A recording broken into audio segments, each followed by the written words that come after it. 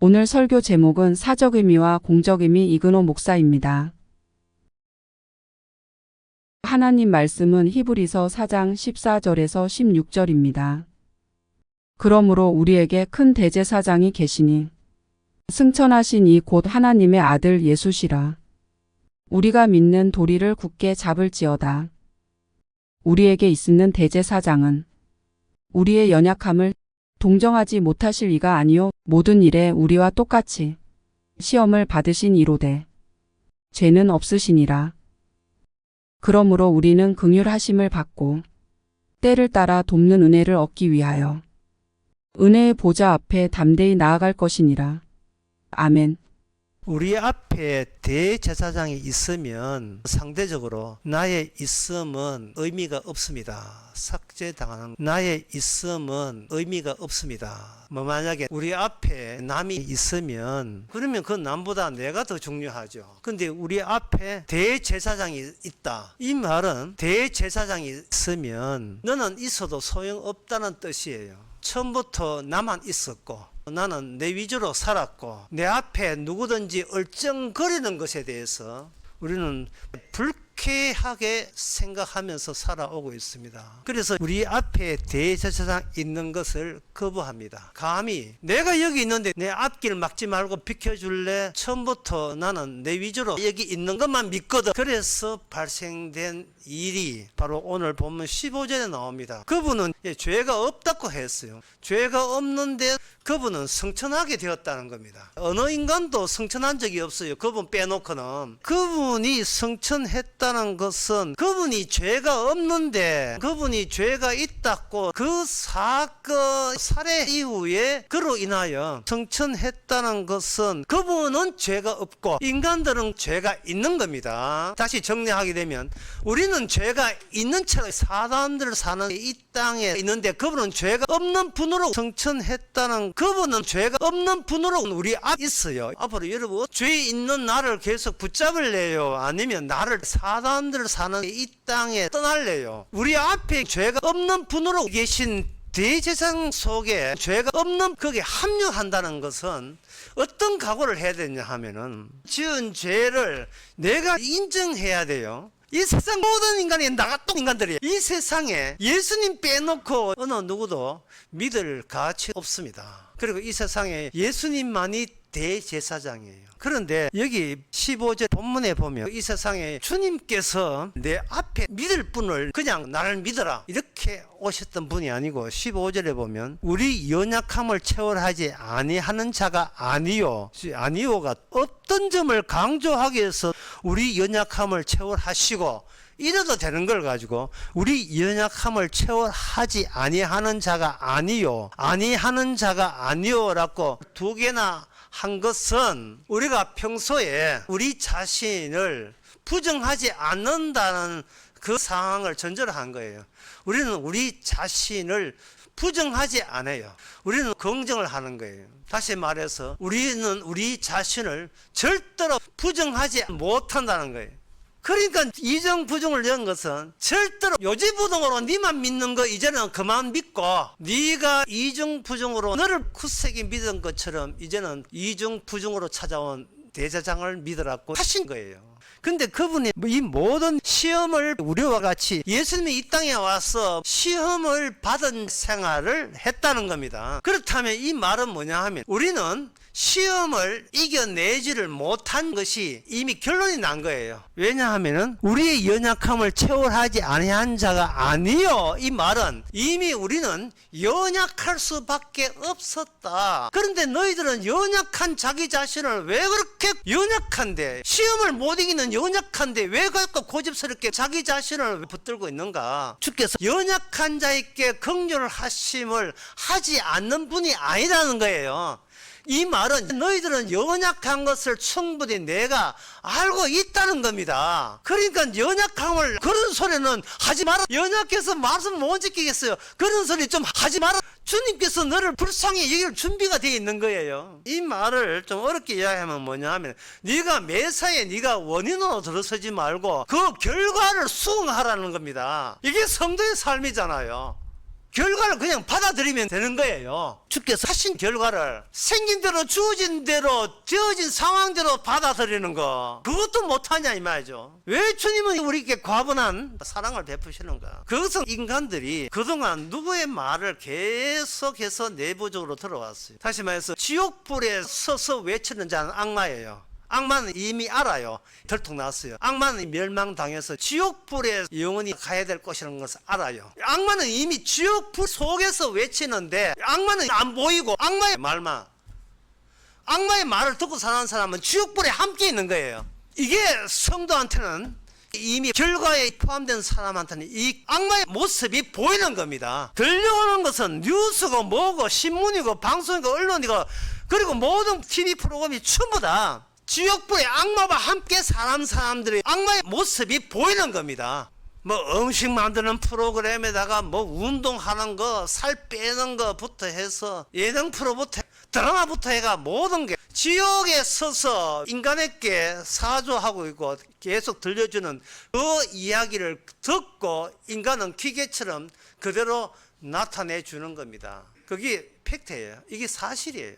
그 외에 다른 사실은 없습니다. 이것을 누가 아시는가? 예수님이 아시죠. 예수님은 어떻게 아시는가? 그 지옥불에 있는 마귀와 1대1로 시험을 받았기 때문에 예수님이 아시죠. 예수님이 시험 받아서 우리를 긍휼히 여기서 구원하면 되는데, 여기 왜 오늘 본문에 우리 앞에 큰 대제사장, 다시 말해서 대제사장이라는 이스라엘에 있는 제도에 대한 단어를 왜 우리 앞에 내놓는가? 바로 하나님의 언약이 우리보다 먼저 율법이 이스라엘께 찾아와서 대제사장 제도가 율법 안에 있는 겁니다. 출애굽기 28장 4절에서 41절까지 길게 대제사장 제도가 거기에 특수한 복장을 입힙니다. 머리에는 가는 배실로 짠 관이 있고요. 꼬투머리에 청색실의 관띠가 있고, 보석마다 색깔을 달리해서 12지파를 이렇게 새겨 넣었습니다. 그 끝에 딸랑딸랑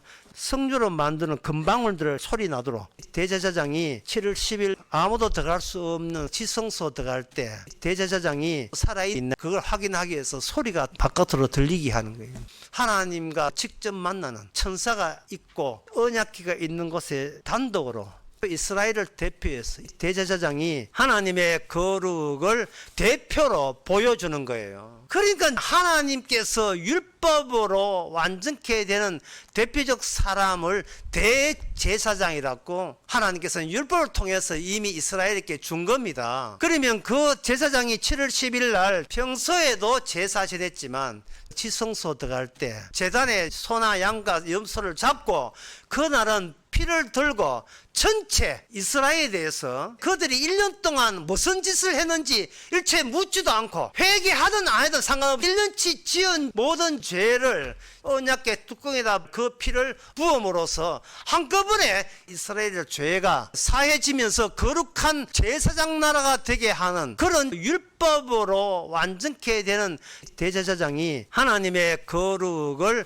대표로 보여주는 거예요. 그러면 이렇게 율법으로 나오면 인간들 사고방식이 아무리 성경을 봐도 나는 나 외에 아무도 안 믿는다, 이게 여전하기 때문에 다 좋은데 굳이 그럴 필요 뭐 있나? 우리를 그냥 용서하면 되잖아. 사무엘상 2장 25절에 보면 사람이 사람에게 범죄하면 하나님이 판결하시려니와 사람이 여호와께 범죄하면 누가 위하여 간구하겠느냐? 하나님께 죄 지었으면 그냥 벌 받아야 되지 하나님께 용서해달라는 소리를 할 수가 없어요. 왜 그러냐 하면은 인간들 배후에 이미 지옥에서 외치고 있는 악마와 관련되어 있기 때문에 인간을 용서하게 되면 악마도 용서하게 되기 때문에 안 되는 거예요. 악마는 안 보이고 인간은 시키는 대로 악마의 노예이기 때문에 악마가 하나님께 대적한 거예요. 하나님께 대적한 거예요. 악마는 하나님이 용서하지 않습니다. 악마는 지옥이고 저주예요. 그래서 기본적으로 아무리 인간 사이가 우애가 돈독하고 이웃 간의 사랑이 넘쳐도 하나님께 대적한 죄에 대해서 용서할 길이 없다면 악마가 먼저 가서 기다리고 있는 지옥불에 들어가야 됩니다. 이게 하나님께서 율법으로 완전케 되는 원칙이에요. 그러니까 아까 뭐 하나님께서 우리 연약함을 긍휼히 여기시고 용서한다 신났지. 그런데 그냥 용서하면 되는데 대제사장 제도가 왜 여기서 언급해야 되는 이유가 뭐냐? 대제사장 제도 여기 연관되지 아니하면요, 갑자기 하나님이 사랑의 하나님 되어버려요. 선악과 따먹었죠요? 잘했죠요? 엉뚱한 사랑의 하나님 되어버려요. 이렇게 하나님처럼 부처가 돼가 그 정도로 엉뚱한 사랑의 하나님 되어버려요. 하나님께 대적한 죄에 대해서 어떤 것도 이 세상에 예수님 빼놓고 용서할 방법은 없습니다. 자, 그러면 하나님께서는 인간을 용서하지 않을 건데 왜 하나님께서 인간을 마치 용서한 것처럼 허리를 서시고 위장하듯이 그렇게 찾아오시는가? 그게 바로 하나님의 말씀 언약을 우리가 그동안 오해하고 있었던 겁니다. 이 대제사장 제도의 원형이라고 할 수 있는 것이 창세기 22장에 나옵니다. 하나님이 아브라함을 시험하시려고 그를 부르사 아브라함아 하시니 그가 가로되 내가 여기 있나이다. 여호와께서 가라사대 내 아들 내 사랑하는 독자 이삭을 데리고 모리아 땅으로 가서 내게 지시하는 한 산 거기서 번제로 들으라. 아브라함이 졸지에 제사장이 됩니다. 근데 아브라함이 제사장이 되는데 아브라함을 시험하사라고 나옵니다. 아브라함은 시험을 이길 수가 없습니다. 왜 그러냐 하면은 아브라함도 아담의 자손이기 때문에 아브라함도 악마의 노예이기 때문에 용서의 대상이 아닙니다. 어떤 인간도 악마의 노예이기 때문에 어떤 중재자도 소용없고 죄 용서는 받지 못합니다. 그런데 하나님께서는 아브라함이 이삭을 데리고 제사 드리면 용서 받을 것처럼 아브라함 속에 제사 드리면 죄 용서 받는 의인이 되는 것처럼 생각하기 때문에 주께서 아시고 아브라함을 시험하시는 거예요. 마치 아들 바치면 아브라함이 용서 받는 것처럼 의인이 되는 것처럼 오해를 하고 있는지를 아브라함이 하나님이 시험한다는 이 시험을 통해서 본인이 포함되지 않는다는 사실을 발견합니다. 하나님은 모든 시험을 예수님을 상대로 시험하지 어떤 인간도 악마의 노예이기 때문에 인간들은 시험할 대상도 아닙니다. 시험에서 이기면 구원시켜주는 그런 하나님 없습니다. 이 세상에 예수님 빼놓고 어느 누구도 믿을 가치 없습니다. 이 시험이라는 것은 인간들 상대할 대상조차도 아니기 때문에 그 시험에서 네가 빠져나가야 돼요. 인간들은 시험에 들지 말아야 돼요. 야고보서 1장 13절에 보면 사람이 시험 받을 때 내가 하나님께 시험 받는다 하지 말라. 하나님은 악에게 시험 받지도 아니하고 친히 아무도 시험하지 않는다. 하나님이 인간 자체를 악으로 보기 때문에 지옥이고 저주예요. 끝났어요. 그냥 끝난 거예요. 시험은 인간하고 상대하는 게 아닙니다. 시험은 하나님이 예수님이 상대하는 거예요. 예수님이 인간이 되셔서 예수님이 시험하는 거예요. 왜냐하면 인간은 악마의 노예예요. 노예의 특징은 생각하지 말아야 돼요. 그게 노예예요. 생각하면 노예가 아닙니다. 인간은 악마의 종입니다. 죄의 종이라고 로마서 6장에 나와 있죠. 인간은 악마의 노예이기 때문에 악마가 시키는 대로 그냥 움직여요. 악마가 시키는 대로. 그래야 인간들도 지옥 갈 수 있거든요. 그러면 악마가 노리는 게 뭐냐? 하나님이 세우신 대제사장 제도가 네 앞에 있다는 것을 절대로 믿지 말라는 거예요. 인생은 네가 개척하는 것이지 네가 누구를 믿고 그럴 필요 없다는 거예요. 너는 소중하니까 너의 소중함을 믿고 하나님이 소중한 게 아니고 내가 소중해요. 그래서 하나님 뭐 해준다 하고는 그걸 받으면 된다는 거예요. 아브라함도 예외가 아니겠죠. 아브라함도 자기 아들을 바쳤습니다. 아브라함이 졸지에 상상도 못한 일이 벌어졌습니다. 그 시험이 자기한테 시험한 게 아니고 그 시험한 대상이 아들 대신 죽기로 된 숯불 속에 있는 양과 관련되어 있다는 사실을 발견합니다. 아들 대신 죽기로 된 양과 관련된 아브라함이 시험에 빠지지 않도록 빼주시는 거예요. 하나님께서 네한테 준 그냥 결과만 받을 뿐이지 내가 원인자가 되어서 그 원인의 결과를 내가 수습하는 식으로 하신 적이 없습니다. 여러분 주기도문 다시 생각해 보세요. 하늘에 계신 우리 아버지여 우리를 시험에 들지 말게 하옵시고 이 기도가 예수님 본인을 위한 기도예요. 예수님이 시험을 이겨내야 그 결과로 열매로서 성도가 생기는 거예요. 그 절차가 예수님이 대제사장이라고 오늘 본문 나와 있죠. 그러면 대제사장은 하나님의 노예입니다. 거룩한 노예예요. 거룩한 노예인데 이 노예가 어떻게 만들어지는가? 인간이 죄의 종에서 죽어야 의의 종으로 하나님의 노예가 돼요. 하나님의 성도를 의의 종으로 의만 생각하는 거예요. 다른 말 하면 결과만 생각하는 거예요. 왜? 인간이 안 죽으면 자꾸 생각하기 때문에. 그러면 이 아브라함의 시험 받은 아브라함의 그 사적 의미, 개인적 의미를 하나님께서는 제사라는 아브라함의 사적 의미를 거룩한 공적 의미로 전환시켜요. 우리가 평소에 살아가면서 여러분들이 하루 살면서 염려하고 불안해하고 걱정하고 두려워하고 그렇게 매사가 안절부절한 것은 전부 다 뭐 때문에 그러냐 하면 나의 사적인 나의 의미가 있기 때문에 그런 거예요. 내 사적 의미가 없고 나에게 결과로 주어진 예수님과 관련된 공적 의미라면 사적 의미가 없는 이상은 나를 위해서 염려하고 걱정할 필요가 없잖아요. 사적 의미는 나의 개선을 자꾸 기대해요. 내가 지금보다 더 나아질 것을 기대한다고요. 그걸 뒤에서 마귀가 좋아하는 거예요. 끝까지 자기 자신을 붙잡아야 되니까 우리 앞에 있는 제사장을 이용하기는 만들지만 못 믿게 만드는 거예요. 사적 의미가 공적 의미로 바꾸는데 필요한 것이 시험이었다는 것이 하나님의 계획입니다. 시험이 없으면 사적 의미가 공적 의미로 안 바뀌어요. 사적 의미는 내가 주인이에요. 그런데 공적 의미는 내가 주인이 아니에요. 공적 의미에 내가 노예예요. 하나님의 공적 의미에 내가 종이 된 겁니다. 대제사장 제도가 율법 안에 다른 말을 하면 하나님의 언약이에요. 대제사장 언약을 통과하니까 우리가 개인적인 의미는 없어지고 언약을 증거하는 공적 의미의 하나의 역할을 증거하는 왕 같은 제사장들이 된 겁니다. 이러한 놀라운 변화, 전환, 그 전환은 창세기 32장에 야곱이 약복 강가에서 하나님을 만날 때도 똑같은 일이 벌어졌어요. 하나님을 만나 실험하고 난 뒤에 야곱은 야곱이었는데 하나님을 만나고 난 뒤에 이름이 이스라엘로 바뀌었어요. 그럴 때 야곱은 하나님을 만나 실험하고 난 뒤에 그분이 누구냐 하는 것을 알게 되었습니다. 그분이 단순히 사람이 아니라 내게 축복 준 여호와 하나님인 것을 알게 되었습니다.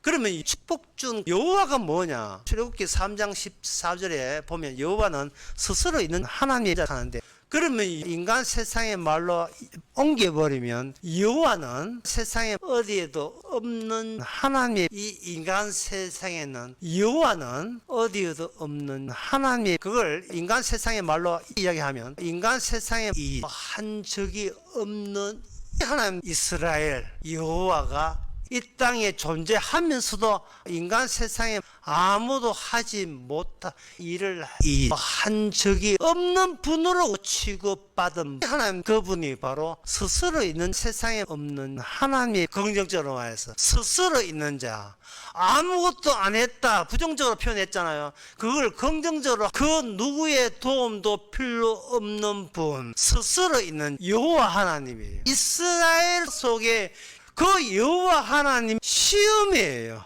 그게 하나님이 주신 시험입니다. 아브라함에게 그렇게 했지요. 이번에는 아브라함 말고 요나를 한번 생각해 봅시다. 요나 1장에 보면 요나 선지자가 다시스로 멀리 될 수 있는 대로 여호와 계시다는 성전으로부터 그 당시 제일 먼 지금의 스페인 쪽으로 배 타고, 자기는 배 탔으니까 이제는 내 계획대로 잘 됐다 하고 배 밑에 잠을 자고 있었는데 배 바깥에서 태풍이 와서 폭풍 치는 것을 몰랐어요. 그냥 잠을 자고 있었어요. 그런데 난리가 났습니다. 이 폭풍은 이유가 있다. 선장이 두려워서 자기 신을 부르고 믿는 신들에게 기도하소서 배를 가볍게 하려고 물건도 바다에 던지고 했는데 요나는 그 사실도 모르고 잠만 잘 자더라 이 된 거예요. 자, 7절 8절 그들이 서로 이르되 우리가 제비를 뽑아 이 재앙이 우리에게 누구로 인하여 이 재앙이 임한가 알자 하고 그 제비를 뽑으니 제비가 요마에 당한지라. 제비 뽑기를 한 거예요. 어떤 언약적 결과를 내가 나한테 원인으로 언약적 결과를 넣어서 할 수 있는 방법은 없어요. 제비 뽑혀야 돼요. 제비 뽑기를 하는데 요나가 나한테 여호와를 선택해서 이런 거 없어요. 요나 선지자가 지금 도망치고 있습니다. 왜? 나는 내 계획대로 나를 믿으니까, 내 계획을 믿으니까, 내 인생 스케줄을 믿으니까. 내가 왜 나 말고 왜 믿어? 그럴 필요 없어. 내 인생 나를 믿어요. 배에 잠자고 있을 때에 누가 깨었느냐? 주변에 다른 이방신을 믿는 사람들이 요나를 깨어서 제비뽑기 해가지고 제비뽑기 요나한테 딱 당했어요. 제비뽑기 요나한테 당하니까 누가 전도하느냐 하면 다른 신을 믿는, 이방신을 믿는 자들이 요나에게 이렇게 전도합니다. 요나 1장 8절 나옵니다. 무리가 그에게 이르되 청컨대 이 재앙이 무슨 연고로 우리에게 임하였는가? 생업이 무엇이며 어디서 왔으며 고국이 어디며 어느 민족에 속하였느냐? 나는 히브리 사람이요. 바다와 육지를 지으신 하늘의 하나님 여호와를 경외하는 자로라. 자기가 여호와의 얼굴을 피함인 줄을 그들에게 말하였으므로 무리가 알고 심히 두려워하여 이르되 내가 어찌하여 그렇게 행하였느냐 하니라. 도화사 주지 스님이 너는 주님을 믿어야지 이 시간에 교회도 안 나오고 도화사 이 등산하러 왔냐 갑박이 왔느냐 막 크게 나무라는 거예요. 하나님은 자기 백성 하나 제비 뽑기 위해서 예구전 배 전체를 뒤집어 버립니다. 그래서 하나님께서는 이방신을 믿는 이방 사람들을 통해서 하나님 안 믿는 사람들을 통해서 누구한테 전도하느냐? 천국 가야 될 사람들 표적으로 삼아 주께서는 전도를 합니다. 왜? 사적 의미에서 공적 의미로 천국 감을 받았기 때문에 하나님께서 안 믿는 사람들을 통해서 전도를 합니다. 요한복음 6장 39절이 뭐냐? 나를 보내신 이의 뜻은 내게 주신 자 중에 내가 하나도 잃어버리지 아니하고 마지막 날에 다시 살리는 이것이니라. 만약에 하나님은 자기 백성 목사라면 하나님이 이걸 알려주기 위해서 하나도 잃어버리지 않는 방법이 뭐냐? 내가 목회자의 사적 의미를 지나서 공적 의미로 전환시키는 하나도 잃어버리지 않는 방법을 사용하는 거예요. 요나 선지자 그때 북이스라엘은 제일 강건하고 툭툭 넓었던 때예요. 이제 선지자가 축복 안 해도 알아서 축복이 넘치는 그 시절에 나는 내 할 것 다 했으니까 괜찮겠지. 요나 선지자 떠나는 겁니다. 요나는 걸렸어요. 요나에게만 경험한 게 있습니다. 그게 뭐냐? 죽음에 참여예요. 십자가 죽음에 참여한다는 그 잃어버리지 않은 자에게만 주어진다는 그 축복. 예수님이 십자가 죽음에 들어가면서 요나가 경험한 건 딱 하나였습니다. 모든 인간은 이 세상 자체가 고래 뱃속이라는 것.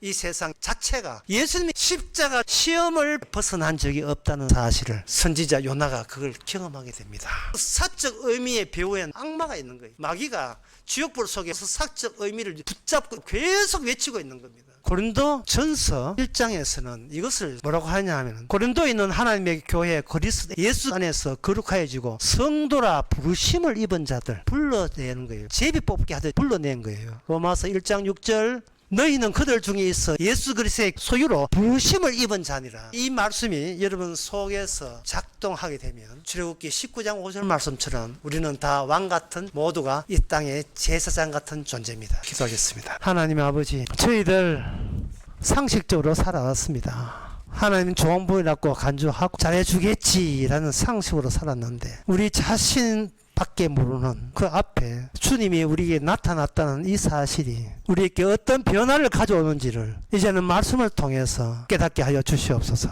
예수님의 이름으로 기도합나이다. 아멘.